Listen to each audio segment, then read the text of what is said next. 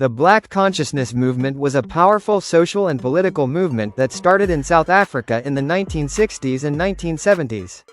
It aimed to give pride, confidence, and strength to black people during the time of apartheid, a system where white people had more power and black people were treated unfairly. The main idea of the movement was that black people should be proud of their identity, culture, and history. It told people not to feel ashamed of being black and to believe in themselves. One of the key leaders of this movement was Steve Biko. He believed that the mind of black people had been made to feel less important and that they needed to free themselves from this thinking. The movement spread among students and young people.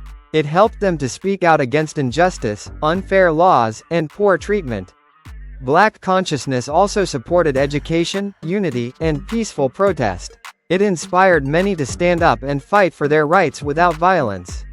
In 1977, Steve Biko was arrested and died in police custody, which brought worldwide attention to the cruelty of apartheid. Even after his death, the ideas of the Black Consciousness movement continued to inspire people. In simple words, the Black Consciousness movement helped black South Africans believe in their own worth. It played a big role in the fight against apartheid and in bringing hope and courage to many people. It reminds us that true freedom starts in the mind.